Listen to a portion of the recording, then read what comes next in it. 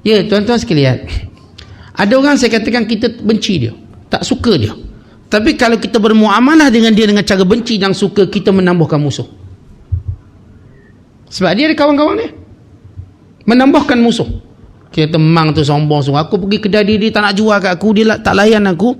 Dia cerita kepada orang lain, dia jadi pengiklan. Maka nama kita buruk. Sebab tu Nabi ajar, even kita berhadapan orang ni bercakap lembut, walau hati kita melaknat dia. Ini nama tawaddud. Contoh macam orang servis hotel. Contoh dia tak kenal kita pun, tapi dia senyum macam kenal. Dia persilakan kita masuk, walau hati rasa nak halau je. Tapi sebab dia bayar gaji, dia bayar gaji untuk senyum. Senyum je.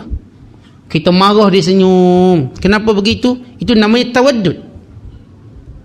Kerana tawaddud ini penting supaya mengelakkan kejahatan yang lebih atau mengelakkan kejahatan yang tak diundang. Macam saya sebut tadi, kalau seorang datang, tuan-tuan tunjuk sifat brutal layang dia, dia akan cerita ke orang lain.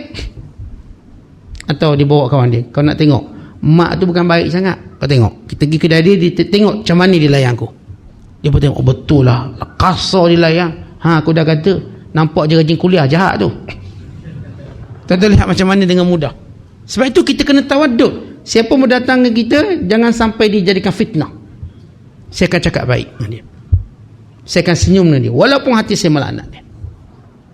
Nabi ajar kita tawaddud. Untuk apa? Mengelakkan kejahatan. Baik, bila kita tanya, Ustaz, apa beza orang munafik? Apa beza sifat hipokrit? Bukankah saya, Ustaz, kalau saya tak suka orang tu, saya layang dia dengan baik? Bukankah itu hipokrit sedangkan hati saya laknat dia? Saya kata hipokrit dengan tawaduk lain beza. Tuan-tuan, orang munafik bila dia layang dengan baik, hatinya lain, dan kadang dia mencari peluang macam mana dia boleh kenakan kita. Adapun kita layang dengan baik, sedangkan hati kita laknat dia sebab kita nak elak kejahatan dia, atau kita nak jadikan ia sebab untuk dibaikkan kita. Ya, memang dia kasar dengan kita, tapi saya berlembut tetap berlembut, nak jadikan dia sebab satu hari nanti dia tahu malu. Dia tahu malu. Dia ni aku kata macam-macam, tetap senyum layang baik. Hari raya kita pergi rumah dia macam tak ada apa-apa. Walau kita fitnah keluarga dia.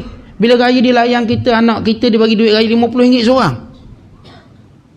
Walau dalam hati kita, Tuhan Allah, macam mana boleh datang malam ni? Kalau boleh jangan datang lah. Tapi bila datang kita berlembut, kita layang dengan baik. Tawaduk ini yang menyebabkan kita terselamat daripada banyak mudarat. Banyak mudarat. Sebab tu kalau tuan-tuan ada musuh sekalipun, jangan tunjuk jiwa permusuhan itu. Senyum macam biasa bercakap. Kerana sebahagian fitnah kita dapat hindar. Dan ini tawaduk ini disebut oleh Allah dalam Quran juga. Allah berfirman, idfa' billati hi ahsan fa idzal ladzi bainaka wa bainahu adawatun ka'annahu waliyyun hamim. Tolaklah kejahatan dengan kebaikan. Tiba-tiba kamu dapati orang yang ada permusuhan dengan kamu bertukar menjadi teman yang baik.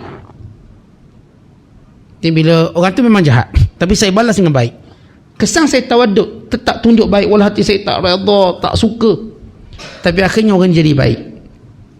Tuan-tuan, kita misal katanya bergaduh dengan bini lah. Bila bergaduh dengan bini, lepas tu tak nak cakap lah. Kalau cakap pun kasar-kasar, maki-maki. Tapi kita orang yang matang bila berbalah. Sebab kita cuma balah isu ni je. Hal lain, misalnya kalau kita balah dengan isteri kita, balik kampung lah, contoh. Kalau kita orang yang pandai tawaduk, artinya bila nak bercakap hal lain, kita okey. Dia bercakap hal anak-anak, okey, anak okey. Soalnya tak ada apa-apa, cuma kita bergaduh bab tu je. Maka ini menyebabkan pergaduhan itu pun selesai juga. Sebab cara layang baik. Ramai manusia bila dia berbalas satu hal, dia berjangkit pada semua hal. Ramai orang, tuan-tuan, bila dibenci, dia seronok tunjuk kebencian. Dia tak tahu kesan buruk. Yang pertama saya katakan, itu bukan Nabi ajar. Nabi ajar kita walau kita benci, layang dengan baik. Sebagai Rasulullah, dia benci orang tu, dalam perangai jahat, Nabi layang dengan baik. Tuan-tuan, kadang-kadang Nabi SAW sebut, ada orang dia suka minta duit dengan kita. Dia ni adik-beradik ke, saudara ke.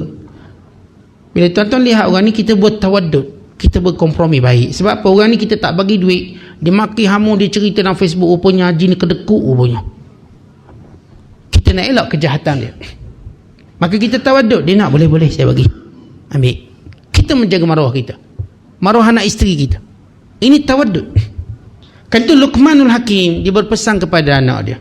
Dia kata, ya bunai tawaddad ilan nas fa inna tawadduda ilaihim amnun wa mu'adatuhum khawfun.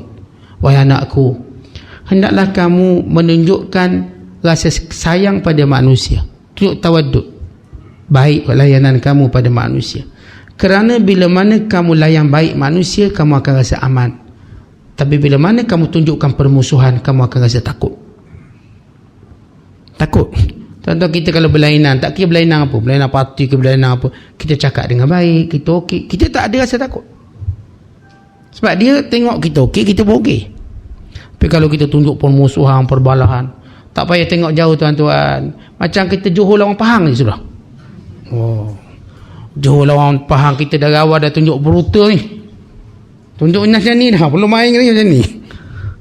Tuan-tuan, kita pun tak aman sebenarnya bila nak pergi ke Pahang pula selepas tu.